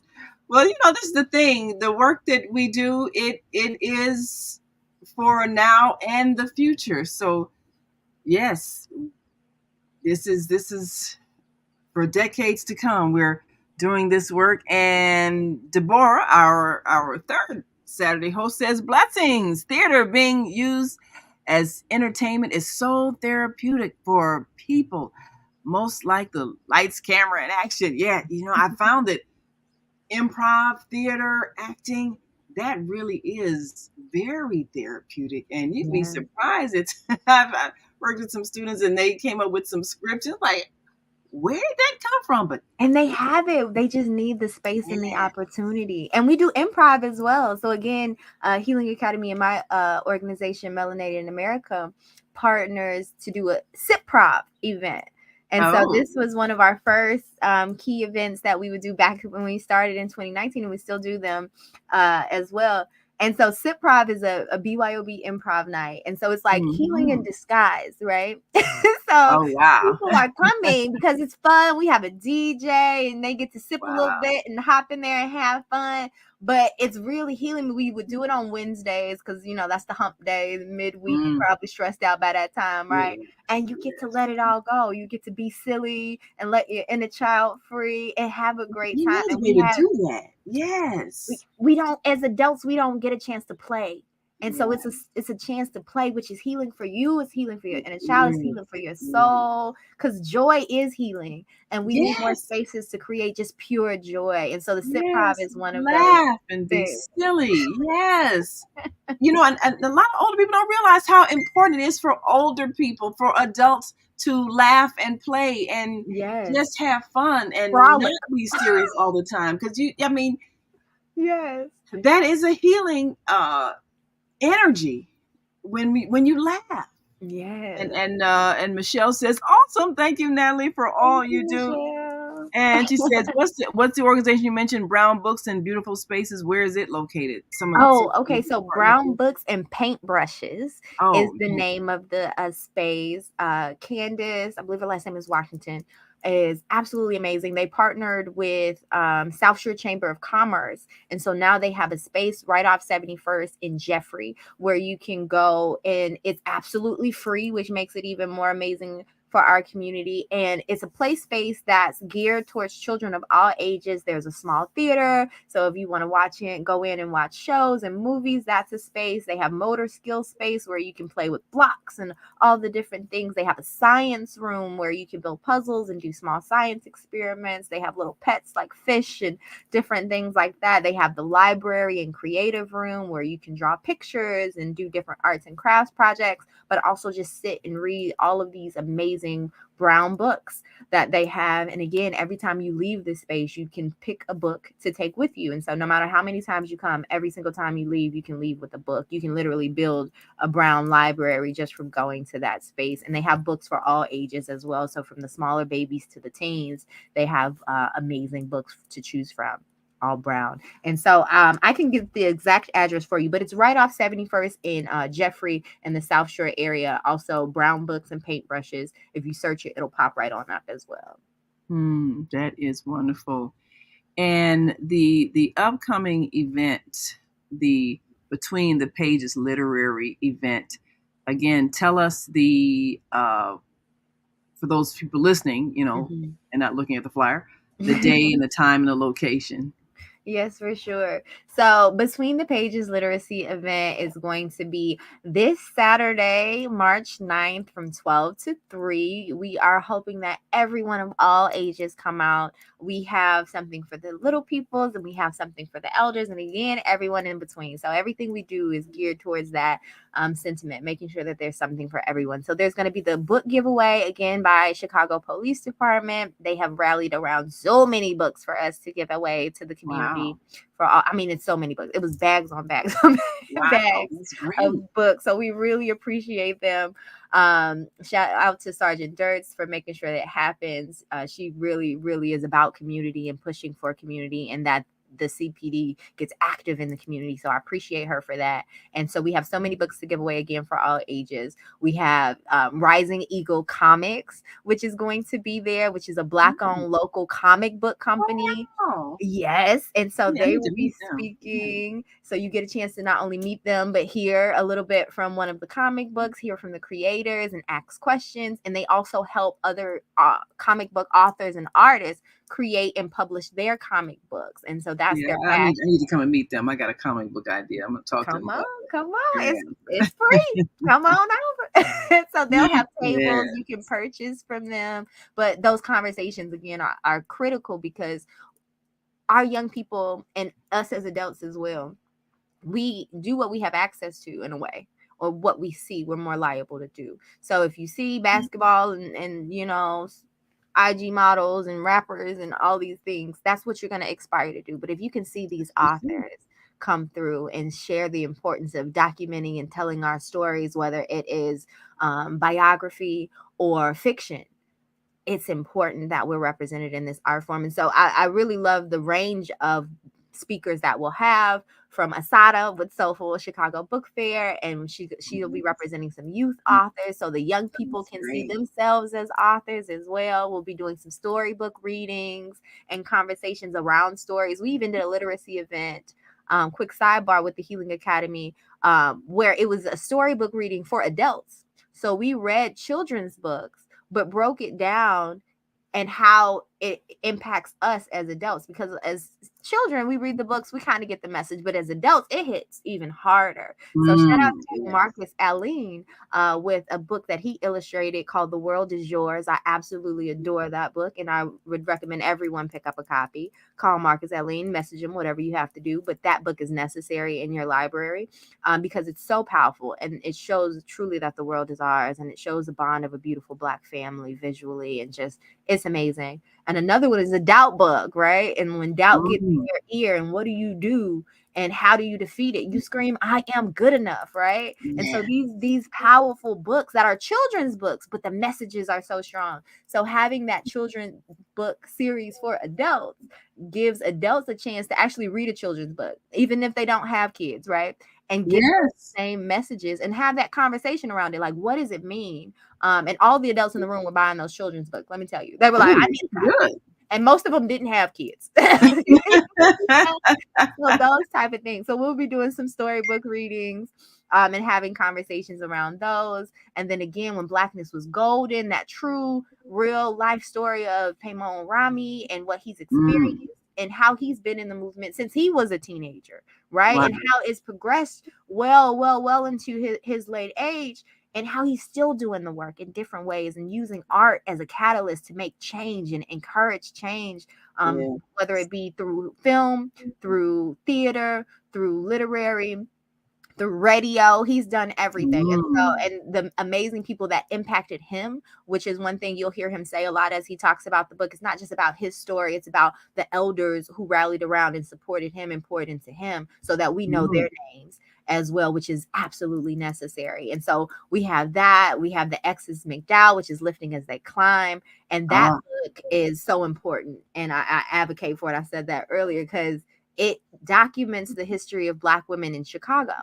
And not only document the history of Black women in Chicago. Now, we have to be real about it. History kind of forgets the Black woman. She does not. That's true. And if we don't tell our story, it won't get told. So I'm so grateful that she's put it in a book. And this is the second version. Oh, wow. So she did one. It was just women on the South Side. This one is an extension. It's even more women from the South Side and on the West Side of Chicago. South and West. Next time it'll be South, West, and North. Yeah, then we're going to start outside of Chicago. You know? And what's really cool about it, though, really, honestly, getting our Black woman's story told by a Black woman is actually two of them, and two Black women creating this. That's important. But what's really cool about it is that it literally is a map. So not only can you read about these women, you see the pictures, you get the address to the spaces that they facilitated these things in. So in the summer, she would take people on walking tours of these spaces. And so again, that's one of the ways that I met her, because the Southside Community Arts Center, because of course, if you guys do not know Dr. Margaret Burroughs, and we talked about literary arts. I'm so grateful that I came to know her and met her and was inspired by her. I'm just so grateful because she has such a spirit. A strong one too. Yes. And I never got the opportunity to meet her in person, but she was one of the freest women you'll ever meet. I mean, you talk about walking your authority and knowing your power. She just exuded like, I'm free. What can you do to me? You can't change what I've created. You can't make me not be who I am. You can't change the reality of my existence. There's nothing you can do. I'm gonna say what I want, say what I feel, say what I think, and then do it. And just do it. You know, there was no fear in her at all. She just could be who she is. Yeah. And I looked at her because she was like 80 at the time, and was the exact same way. Yes. And I just looked at her and said, that's what I want to look like at 80. Just free, have no fear of other people's opinions or worry about anybody disagreeing or condemning or anything, because you know that you are who you are and you've done what you've done, and your place in history is secure. So there's nothing anybody can do to make that not exist.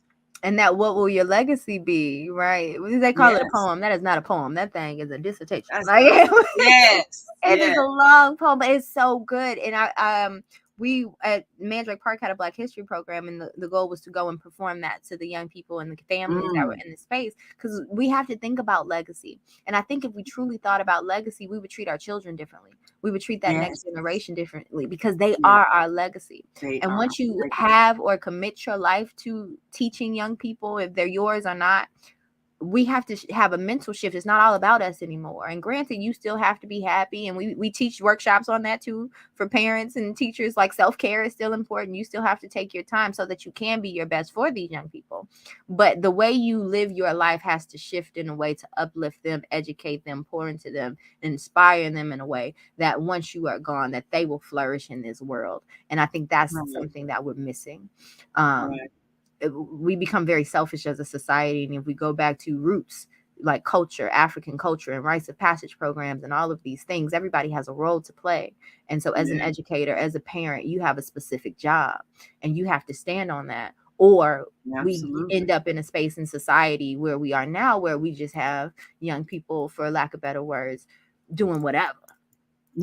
Or lost, basically, is really what it is. We're lost. And if our future is lost, it's because our young people is lost. And what role do we play in that? We have to give them direction. So Essence McDowell will be there, and she'll be talking about lifting as they climb, the extension, which is amazing. And we also have the young woman there. She wrote a book called Afrofest, which is a fiction book. So we have historic, we have out of every, we have fiction, we have the comic books, and we have so many things represented. And we also have DJ Bree Marie. She's amazing. She works with us a lot. She'll be DJing, creating some vibes as people shop and mingle. And then two amazing performers and poets themselves, literary artists in their own way, Chanel Lane, which also is an author, published author, and then Tony Mano, which is just a super deep, talented brother. And so they'll be doing some literary performances for us. So it's a great event, and I hope that everybody of all ages, because as you can see, there's a variety of things for everyone, come on out and really enjoy this event. It's absolutely free. We're going to have some snacks. Listen, you ain't even got to be hungry, all right? But there will be snacks for you. Come get some snacks and some free books and this word from all of these amazing authors for sure. And again, that's at Mandrake Park, and the address is 3858 South Cottage Grove over in Bronzeville. 3858 South Cottage Grove in Bronzeville. And if you're not familiar with the South Side, of course, it's time to get familiar. It's right off Lakeshore Drive. There's so many ways to get there. Right off King Drive, if you want to say King, you want to say Cottage. Yes, right there. Absolutely. And I'm grateful that it is in the neighborhood. You know, people want to be able to have a place that's accessible. You can take the Cottage Grove bus if you're not driving. You know, you can get 39th Street. Yes, take 39th Street bus. So I mean, it's a place to be this Saturday, and that we make sure that all 12 of our noon to 3 p.m. Oh yes, 12 noon to 3 p.m. And I was just saying, we make sure that all of our events are in the community. Some of our culture of healing fairs have been right on the corner in the middle of a block. Okay. Like, we want to make sure we're bringing the healing to where the people are. If we're doing it, and no shade to people who work downtown or up north, but if we're taking it to those spaces, then how are our people that don't go downtown get there? You know? So we have to make sure we right in the middle of the crew. In the street. Sometimes we pop up at block parties, like where you at? We coming to you. And that's a good thing to be mobile, because sometimes you do have to go to where the people are. That's sometimes that's most effective, because they're comfortable where they're at. So exactly, a lot of times people hesitate when something is downtown, and you know the atmosphere is like, we really don't want you people here, because you can feel that, you know, if people don't want to risk feeling like they might be turned away or shunned. Dress code that can be hurt. Yeah, you're not dressed right. Parking even. Like can't find parking, or the parking's so astronomical, you know, all of that. So it's good when things are accessible right in the neighborhood, and for some people even walking distance. So we urge you all to come to 38th and Cottage Grove this Saturday, 12 to 3, and be at this event. And bring the whole family. Bring the whole family. Grab the strollers. Hopefully it's gonna be nice outside. Yeah. But you know, Chicago, you just never know. One day it's spring, the next day it's winter. So We never know. It's we sprinter. played It's all it types of it's spring day. But you know, a lot of the things that you've said really strike a chord, because when I observe how our young people express frustration, most of the time it's because they feel like they're not heard, they're not listened to, they're scapegoated. It's like we're holding them accountable for this mess we made. We made this mess. They did. They were born into it. We made this mess. So for them to be able to speak freely without fear of reprimand in your programs, where they are able to, whether they act it out or say it in a poem or do it in a painting, whatever it is, they can express a feeling and have someone listen and care. That makes such a difference. It's like saying, I recognize you as a human being. You are valuable. So often they don't get that message. Yes. And we're so busy hollering, trying to make them do what we think they should do and make them behave and, you know, sit down, shut up. Yeah. Like you say, how do you learn to stand up and advocate for yourself when your whole life you're told to sit down and shut up? And then we're mad that they don't. Like Yeah. once they magically turn 18 and go into the world, we think they should know how to do these things, but we never taught them. We think they should say these things or speak up for themselves, but they've been muted their whole life. It's the conflict within ourselves that we have to address so that we can properly push them forward to propel in life. At a certain point, children at very early ages were learning skills and trades. They took those out of schools. You know what I'm saying? And with the Healing Academy in our school that we're building, that's something we want to bring back. All trades. Right. You know, because they can feel the power of being able to take care of themselves, to provide something that's helpful to society. We have to give them that empowerment, not make them feel like that they don't have, life skills. If they don't have the skills, then they may turn to another avenue to feed their families or themselves, which we see all too often. And if they don't have a sense of community around them, cheering them on and supporting them and giving them these skills, again, taking it back to African culture and what that really looks like and what rites of passage and trainings of those sorts really do, is they build a sense of community, and you know someone, even if it's not your mama or your daddy, got you. And we have to have that, because all of these babies are our babies. They're all ours. And we've been in this Western civilization, we've been put in these silos, like me and mine, but all of these people are our people. You're going to have to interact with these people. You're going to have to live in spaces with these people. These people are going to have jobs. These people are going to be the older people. These people are, and if we're not pouring into them, then we're creating monsters, and then we're mad that they exist. Right. We made it's like we're the Dr. Frankenstein making the monster, and then we're upset because the monster has escaped and is terrorizing everybody. But we made this monster. We did this. Why we created it? Can't be mad it's out in the world. We created it. Right. So you know, this is so we have to take responsibility for healing the hurt that we've caused. And like you said, a lot of young people will say the main stressor in their life is the adults, the adults who won't listen, the adults who mute them and silence them and blame them. And we have to face our own fears so we can stop projecting them onto our children. And some of that fear is that, you know, decades old fear of repression and suppression and oppression. We have to get over that. Or ways we think we're protecting them, and we're not. Like at a certain point, everything goes back to slavery for me. My favorite question is, but why, right? How do we get here? And granted, we have to take responsibility, but we also, I'm also a bit of a historian, knowing the true history, we know that we didn't just come to be this way either. You know what I'm saying? Everything was passed down generationally, or not passed down generationally for us to get to where we are today. And at a certain point, we had to mute our children and belittle our children and make sure they weren't too shiny or make sure they weren't too talented to keep them safe, right? But And I that think time some of is that, over, and we need to know that time is over, so we don't keep absolutely. perpetuating it. Mm-hmm. We don't have to worry about the masters going to sell off our children anymore. So we need to stop Exactly. suppressing their spirit. They Mm-hmm. came into this world to be leaders and creators And they and know it. providers, and they know that, and they're frustrated because we don't know that. Exactly. Exactly. And I have a baby who's basically the same age as the Healing Academy, right? So that's why I say it's my baby, and my baby's about to be 6 years old next month, actually. So he's 5 and he's brilliant, right? And for me, what that really shows me is from the time, actually before he was born, but I'll say from the time he was born, I was specifically pouring certain things into him.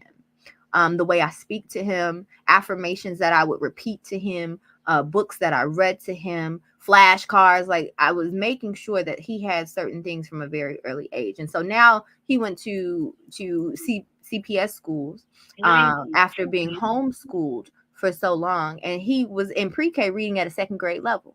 Wow. You know what I'm saying? And so many other different things and characteristics that I noticed from working with young people that they don't have. And I know every parent doesn't have the understanding one and then the time to, because of the society we live in. Most people got to work 2 jobs just to pay the bills. It's crazy out here. So I understand there's obstacles that stop that thing from happening. But what that showed me over time is that if we truly invested in our young people, where they can be and what they can do, if we truly invested, and that strengthened me within the Healing Academy even more, because if you can't do it as a parent, bring them to us and let us do it.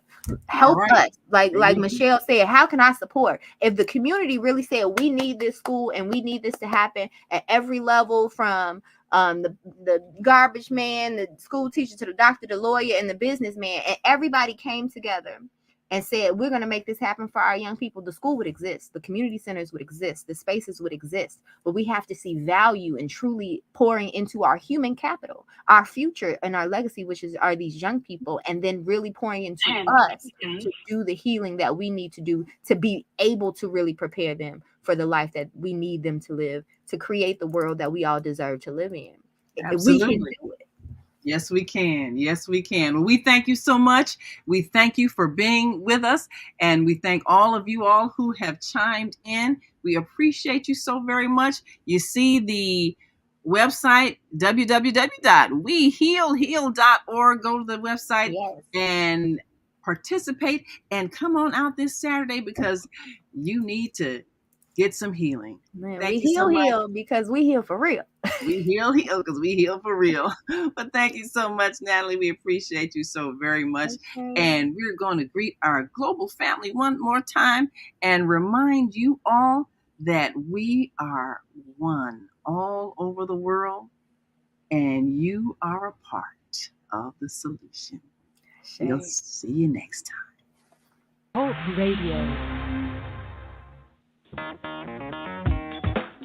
Women have the power to transform this world. We can end crime and violence if we all agree to do one thing: share. Let's share our wisdom, share our time, share our talents, share our finances, but most of all, let's share our love. This is the Female Solution. Join me, Naima Latif, every morning, 7 a.m. to 9 a.m. Central Standard Time, as we bring you stimulating discussions about the issues affecting our lives. If you're listening online at www.blogtalkradio.com/the-female-solution, press the blue button that says follow and get our daily topics every morning directly to your email and your smartphone. Hi, I'm Naima Latif, Executive Producer of the Female Solution Radio Show. We invite you to call in 515-605-9325 and participate in this daily think tank as we examine the challenges we face and develop solutions that restore peace and harmony. We are global transformers, changing the world from the way it is to the way it should be. We are one. Wherever we live on this earth, we are one human family. On behalf of our team of radio hosts, I'd like to extend a greeting to all the members of our family, whenever and wherever you may be listening around the world.